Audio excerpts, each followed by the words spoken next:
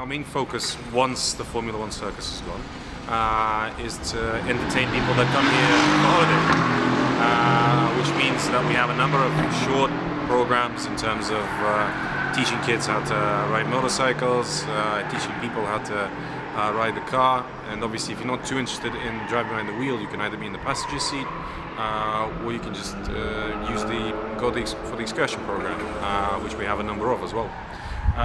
So it's like a big school for racers, in a way. The schooling part is only a tip of the iceberg, so to speak, because obviously we understand that the average tourist in Russia that comes to Sochi is interested in sunbathing, and that's what he's here for. He's here to chill and enjoy the sun. This is like your average. This is like the Russian Riviera, you know. But obviously, at some point, you're going to get tired of laying down, and that's when we come in.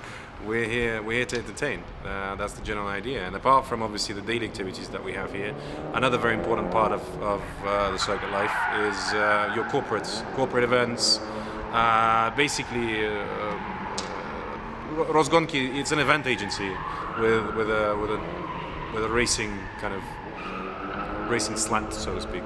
Because obviously, apart from general racing activities, we've known to accommodate weddings, birthday parties, etc., etc., etc. And some of them didn't even require the racetrack.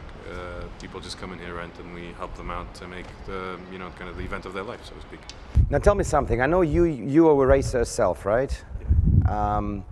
When this whole thing materialized back in 2014, and I know if we go back in history, the first attempt to actually have an F1 track in this part of the world was made in 1983, which is a year before I was born. It was still Soviet Union, but obviously like a lot of bureaucracy and problems on the way.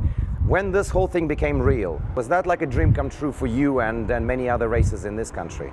Definitely, I especially for the fans, because Formula-1 is a loved sport. A lot of people say that there's no autosport and motorsports are not popular in Russia, and they've never been popular in Russia. And I've always strongly disagreed with that, because in the Soviet Union, rallying, for example, cross, ice ring racing was incredibly popular. Every single self-respecting taxi park or construction company or car manufacturer, Azelka, Gaz, Waz, they all had racing teams in one way or another. They've raced in something, and obviously whenever you had a home race, say in Ramenskoye, which is quite a popular hippodrome place, and it's a mecca for winter motorsports in Russia, it gathered thousands and thousands of people. So in that sense, bringing Formula-1 to Russia has obviously been an incredibly massive event for anyone who likes racing. The upside of it, a lot of people always ask, so what's the point? Oh, great, so a whole bunch of millionaires came down, raced their millionaire cars and left away. I asked two things. First of all, how is that different from 22 millionaires running around the football pitch kicking a ball? It's exactly the same, everyone loves that. Shots fired at football right here. No, I love football. Football's good. But I mean, as a concept, it's the same. But what we see now is broadening of the audience. We see an effect on the younger generations, because if for an average kid, Formula-1 used to be something distant, something you couldn't touch, something far away in a different country. Now it's right here. Now it's right. You can hitch a train ride and you can watch Formula-1. You can try and touch the stars. You can see the race cars that you've been watching on TV. And we see that has an effect, because there's a massive increase in the amount of Russian kids that are now in junior motorsports. We see a massive increase in the amount of people that do karting here in Russia. We see an influx of young drivers in international series, in European series, and Asian series. Last year we were boasting a Russian kid a Russian person in every single stage of the Formula tree. There's parts in GP3, in Formula 2, in Formula 1. Sergei, obviously in Williams, Artem Markelov in Formula 2, Nikita Mazepin in GP3. This year Nikita's moving up to Formula 2. So, and that's just Formula. I mean, there's other series. There's Rallycross. Rallycross has been incredibly popular with Russia. There's a lot of good guys there. European rallying. Rally raids have always been, a massive must-do for quite a lot of Russian drivers. So we can definitely see that there is an effect. I mean, You can't tie it directly, obviously, but it definitely has. You cannot underestimate the fact that Formula 1 has a great effect on popularization of the sport and people wanting to do an extra step to actually trying to get themselves into a car or into some form of a race and get challenging next to a guy in the car next door. And obviously the fact that Sochi Grand Prix is the cheapest basically for, in terms of like even buying tickets, what you were mentioning, the accessibility. We are number one in terms of accessibility for the free admission tickets. So it's the most basic ticket. You don't get a seat. You can just get into the Olympic Park. There's a viewpoint that we have specifically in the Olympic Park where you can see the racetrack. That will cost you 4,500 rubles, and that is the most accessible ticket in the calendar. There are tickets that are cheaper, just for those of you who are for the trolls, there are tickets that are cheaper, but that don't let you attend the Sunday race. There are some Grand Prix that we can buy a ticket just for a Thursday, just for a Friday. They're obviously dirt cheap, but you don't get to see the race.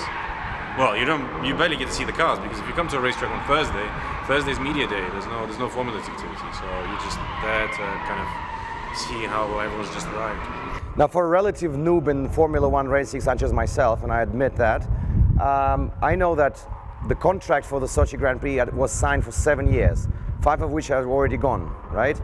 So after the 2 years, what's going to happen to the F1 track? Do you think there's going to be a renewal of the contract, or this is going to just become the autodrome for like it exists in the off-season, more or less? Yeah, well, we once the ownership of the racetrack has changed last year, we've obviously re-signed the contract, prolonging it until 2025. So we're going to be homing the Russian Grand Prix here. In terms of constructural differences and trying to kind of mix and match bits and bobs of the racetrack, it's quite hard with a stationary racetrack. With something like Sochi Autodrome, it's even more complicated because we're in the middle of the Olympic Village. There's quite a lot of there's a wide variety of Olympic infrastructure, which means we have to kind of manage in between the lines. So in terms of the technical aspect, nothing's going to change. It's going to pretty much stay the way it is, and we're going to keep staging the Grand Prix. There's no other Formula 1 racetrack in Russia, so this year we received Danny Kvat back. Which is incredibly good. He's more calm, he's more collected, he's more cool. He's just hopefully Sergei will be back. He's still young and definitely everyone has a chance. And that's the most important thing about Formula 1.